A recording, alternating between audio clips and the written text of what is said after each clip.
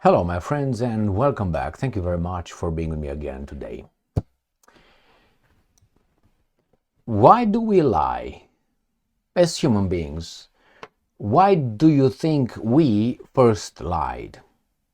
Think about if you remember the first time when you lied. I'm pretty sure you lied. I lied, and probably I will lie in the future. Never here. Never here. That's not in my business here. Why do we lie? Someone said, and I agree with that, I reached that same conclusion, we lie because we are afraid. We are afraid of the consequences of the action if we get caught or if we called out. So that is, we do something, the consequences are negative, something happens, and then people say, who did this? Not me. All right, that's how we lie. The first thing is lying like that because we are afraid to be accountable, to be held accountable for our own actions. Well, when in life you meet people, after a while, obviously you realize that you lie because you don't want the consequences to hit you in the back or bite you in the back. Therefore you lie. But then you say, you know what, I have my principles, I think this is the way I am. I think I'm a human being with character, with truth as much as I can, with justice, with freedom of speech and all this, and I will stand by the justice and all, how much I understand out of it at that moment. And I'm always eager to improve. That's fantastic, I will say. But you always make mistakes. But don't run away from responsibility or accountability of the actions you did. Otherwise, you are like a child. Children are like this. When something happens, no, not me, someone else. We failed because the weather, because the wind, right? Because him, because her, not because of me whatsoever. Now this is a coward way to be, and you don't solve problems like this. Personal problems, you're not going to improve by not recognizing that maybe you had something to do with this failure. This is the case of the United States of America and the West in general, the US in particular. And I'm talking about the friendship, the love affair between Russia and China. It's not because they are evil and evil attracts evil. It is a failure of someone else for being able to not to keep them apart, but to bring them in. Not to keep them apart. Remember, it's very important. Not to fight to keep them apart, but to bring them in. There were no attempts, so I discarded from the very beginning. Now we have here an article from Reuters that the headline reads like this. Reuters, friends of steel. Why do you think steel is the word they used? I will explain. Xi and Putin pledged to stand together against United States of America. My first question is, obviously, the Socratic method. Why? The imbecilic answer is because they're bad and we're good and they hate. Evil people hate the good people and good people try to love and help the bad people become good people. Well, that's true to a certain extent. But is the US the good people and Putin and Xi Jinping the bad people? Well, I think it's debatable. Why? There's no such a thing as pure evil or pure good. Unless you read the Bible or you go into, science fiction videos or maybe in the movies by Hollywood. So what's happening here? These guys are called friends of steel. You know why they're called friends of steel and not friends of, let's say, diamond? Diamond is stronger than steel. So why do you think they picked steel? I suggest that they're called friends of steel because they try to bring them close to Stalin, the evil Soviet Georgian by ethnicity Stalin, whose real name was Djugashvili. He was a Georgian, not a Russian. So I think they want to pinpoint the names, man of steel. Stalin is kind of a man of steel. That's the name. It's not his name. It's a name de guerre. Like, for instance, Lenin was not his name. His name was Ulyanov, non-Russian. Trotsky was not his name. His name was a Jewish whatever, Bronstein. Okay? Got that covered? So we have here Lenin, Stalin, Putin, and Xi. Should the United States take any responsibility for these guys getting together against them? If you give me that, yes, we're the good and they didn't want to see the light, join the force. Now, I'm sorry, I would accept that if you are younger than 14. If you are older than 14, there's a problem, and that could be solved. The cure is watch my videos more and more. Just kidding, do whatever you want. But I suggest you look from as many angles as possible. So let's see, what do you mean they pledged to stay together, US, and why? If the US is the force of good, they must be the force of evil, right? Yes, the mass media tells us so. So let's read. All right, here, there you have him. Xi Jinping showed up in May 9th in Moscow against the Ukrainians' threats that they will hit the parade. Now that's a man not of steel with big balls of fire, just to mention Jerry Lewis. Chinese President Xi Jinping told Russia's Vladimir Putin, hey, for you guys, he's the president, on Thursday that their two countries should be friends of steel. Okay, that's not the media's, it is Xi Jinping saying, as they pledged to raise cooperation to a new level and decisively counter the influence of the United States. At talks in the Kremlin, the two leaders cast themselves as defenders of a new world order no longer dominated by the US. I think this is 100% accurate. Unfortunately, these guys could have been United States' friends if United States did not act like a bully, like a drunk bully with a loaded shotgun in the parking lot, shooting at anybody who's not following order. Why? Because I got a bigger shotgun and all of ya, give me the dip. Okay? And now give me the Budweiser. I'm going to show you how you drink it. Everybody's like, damn, this is the leader of the new world? Yes, this is Pax Americana, the rules-based world order. Remember, that's the way it is. That's what they have in mind. In a lengthy joint statement, they said they would deepen relations in all areas, including military ties, and strengthen cooperation in order to decisively counter Washington's course of dual containment of Russia and China. The two countries said the Ukraine conflict could only be settled by removing its root causes. Do you know what root causes? A phrase, not an idea, not a reality, a phrase, just a phrase, you know. Russia has frequently used when arguing that it was forced to go to war to prevent the prospect of Ukraine joining NATO. It's a phrase. I think that's what they really believe. It's not only a phrase. But again, shifting responsibility and accountability is not going to help you solve the problem. Well, the military-industrial complex, the banking system, and the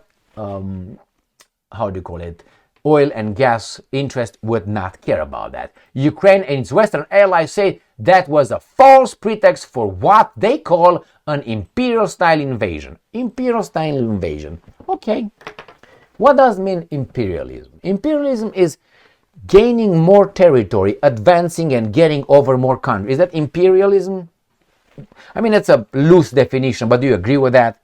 If you don't agree, that means you think one step forward and you understand that NATO and the West does exactly that, and you say, no, I disagree with the term. Why? Because I'm going to use the term exactly to exemplify that. So that's imperialism. I want to grab land, like Russia wants to grab Ukrainian land.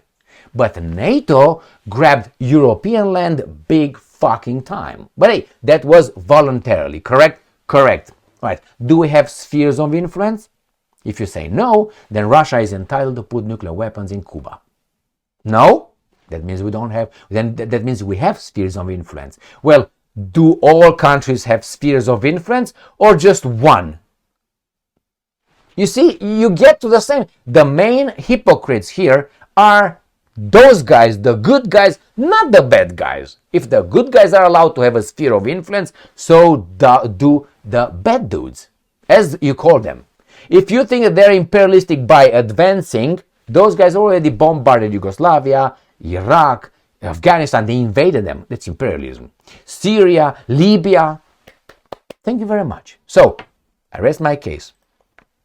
Xi is the most powerful of the more than a dozen foreign leaders who are visiting Moscow. Okay, Xi's participation, blah, blah, blah. Now, my point is this.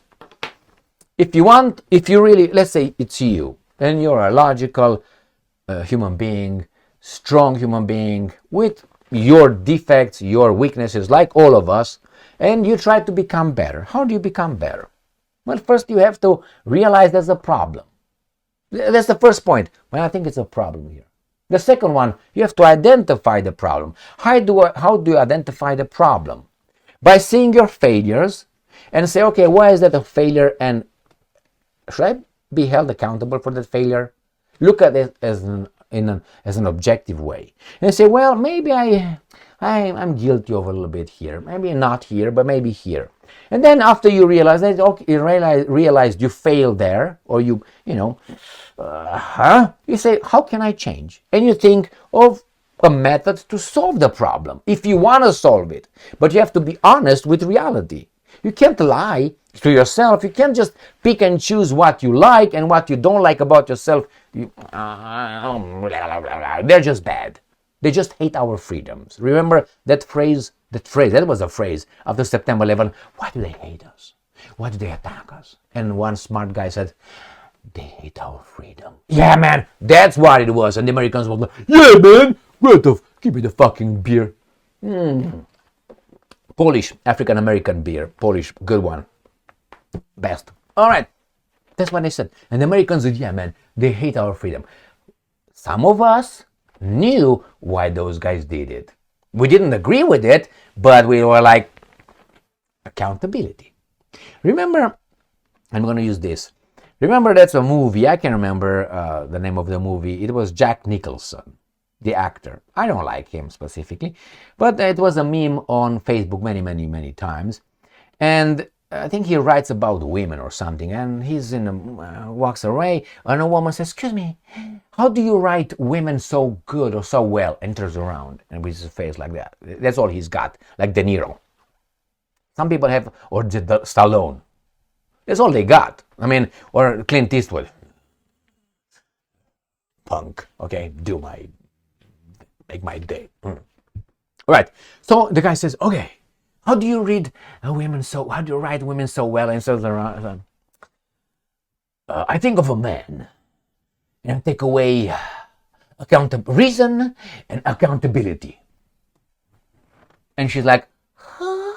Well, the same here, my friends. Take reason and accountability, and you see the Americans. Now, they know exactly what's going on. They know that the expansion of NATO is the reason why these guys have to be together. I remember a movie when I was a child. It was called, I think, Burebista. Burebista was an ancient Dacian, Thracian king that the Romanians see as, he died in the same year as Julius Caesar, 44 before Common Era. They were supposed to have a little at it. And Burebista, supposedly, in the movie, at the beginning of the movie, has two dogs fighting, and then a third one comes, and the two dogs turn around and jump on the one who just joined the fight. And he makes the point that, these guys are, but when the third one, these guys will join together on the third one. So that's exactly kind of what happens with United States of America joining the Russia, but the Russian and the Chinese join together as a threat coming from the other guys, and not by Pax Americana. Remember, Pax Americana was formed with who first, let's put it, who hit us? No, first it was 1999, Yugoslavia. Yugoslavia attacked NATO, if you remember. Not. Right? They intervened, bombed 74 days or whatever, bombed schools, bombed, they bombed bridges and other things. Civilian infrastructure, but hey, in a war you have to do that. We were told by NATO generals, American by the way. And then they bombed the Chinese embassy over there. It was a mistake, supposedly, really, in Belgrade. Come on. And then the Serbs with a 1962 air defense system, a guy called Slobodan, downed a stealth bomber. 2 years old, I think it was, the new stealth bomber, American, invisible. And these guys with a Second World War machine. Hey, do you see it? Yes, Slobodan.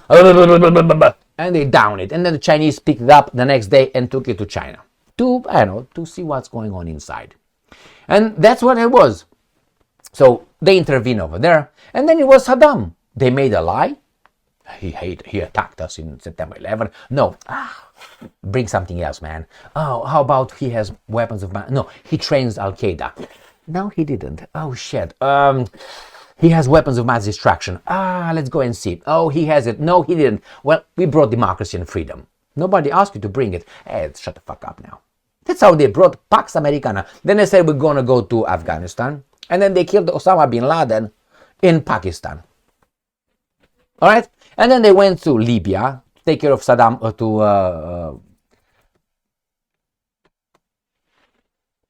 the fuck, Muammar Gaddafi.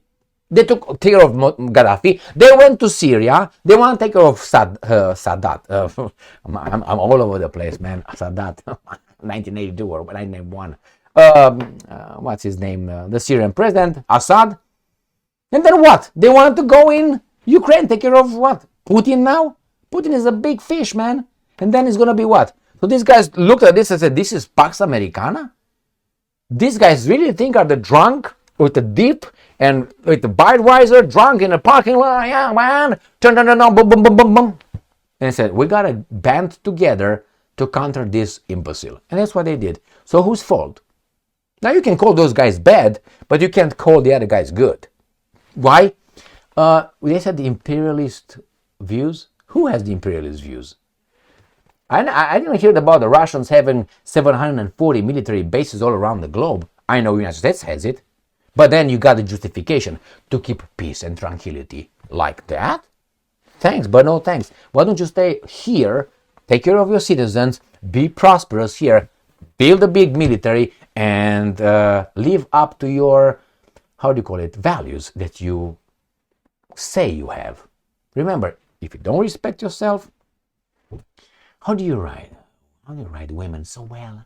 When I think of a woman, I take away reason and accountability. United States of America and European Union even worse. Thank you very much for being with me again today. Stay strong, stay smart, look for the truth, and be just.